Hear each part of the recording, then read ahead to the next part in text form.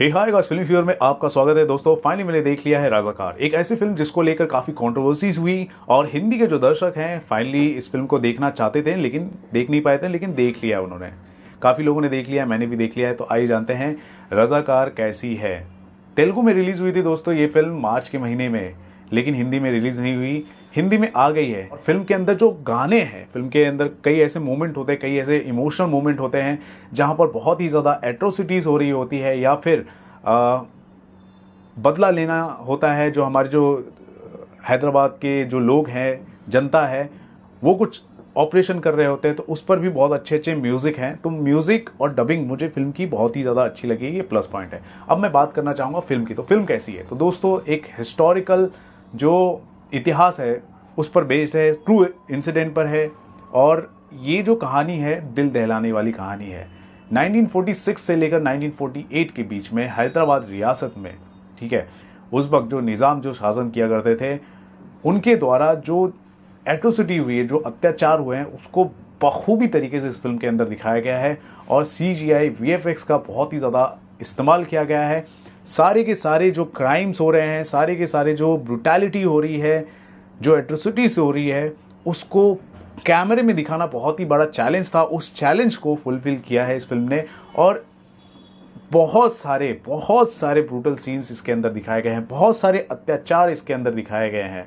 जिस हिसाब से कट्टर माइंडसेट के साथ रजाकार के लोग, रजाकार की जो फौज है, रजाकार के जो जनरल है जैसे कि मीर कासिम, उनका जो माइंडसेट था उसको भी दिखाया गया और किस इस पर्टिकुलर माइंडसेट से अत्याचार करते थे लोगों का, लोगों को कत्लेआम कर देते थे, इस्लाम में कन्वर्ट करने के लिए बोलते थे, उनके जो भी रिलीजियस सिंबल्स होते थे उसको तोड़ने का, उसको डिस्ट्रॉय करने का काम वो करते थे।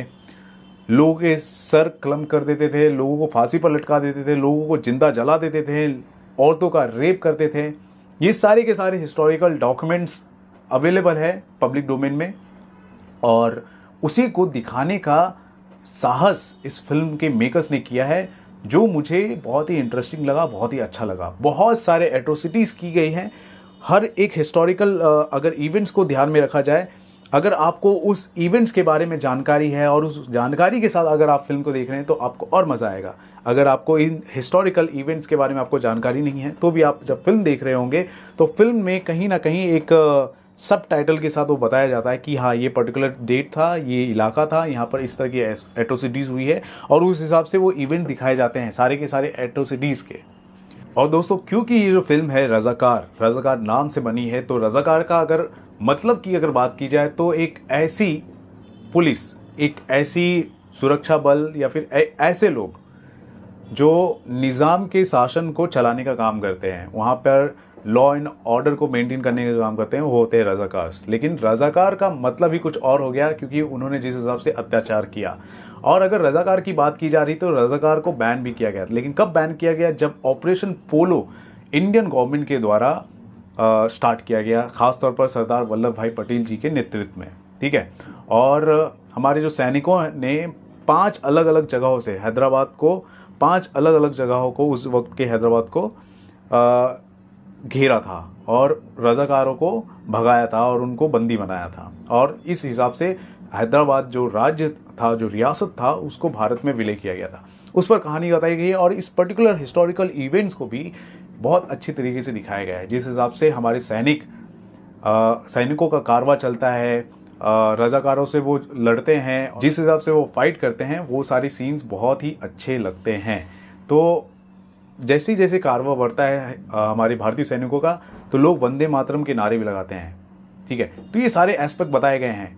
कुछ ऐसे तबके हैं जिनको फिल्म पसंद नहीं आ सकती है, कुछ लोग कह सकते हैं कि ये जो है धर्म को लेकर बातें की गई हैं, लेकिन एक्चुअली में ये हिस्टोरिकल फैक्ट है जिसको बताने की कोशिश की गई है। और इसे ना धर्म ना जात पात एक पर्टिकुलर एंगल की तरफ से नहीं देखना चाहिए, इसे इस तरह देखना चाहिए कि उस मानसिकता के जो लोग थे उन्होंने किस हिसाब से वो कारनामे किए, उसको हमें समझना चाहिए और इतिहास को हमें समझना चाहिए, क्योंकि इतिहास को समझना ज़रूरी होता है। और जो लोग इतिहास को नहीं समझते वो लोग खुद इतिहास बन जाते हैं। तो हमें एक तरीके से इस इतिहास को देखकर हमें इतिहास से अवगत होना है। इस पर्सपेक्टिव से आपको फिल्म देखना चाहिए मेरे ख्याल से, और मैंने भी इस पर्सपेक्टिव से ही देखा है।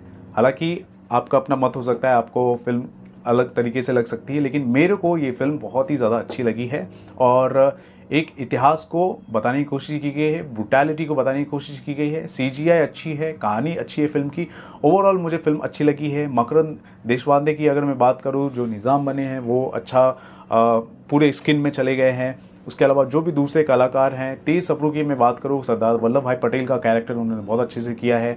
और सबसे एक्स फैक्टर की बात करूँ, जो कासिम रिजवी की अगर बात करूँ, जो रजाकार के जो जनरल होते हैं, उनका जो कैरेक्टर है राज अर्जुन ने पोर्ट्रे किया है, उनका जो रोल है, उनकी जो एक्टिंग है, मुझे बहुत ही ज़्यादा पसंद आई है। तो ओवरऑल फिल्म बहुत अच्छी है, मुझे अच्छी लगी है। आपको कैसी लगी है दोस्तों, जरूर बताएं हमारे कमेंट सेक्शन पर। और दोस्तों देखते रहें आपका अपना channel Filmy Fever. This is Ravi Gupta signing of.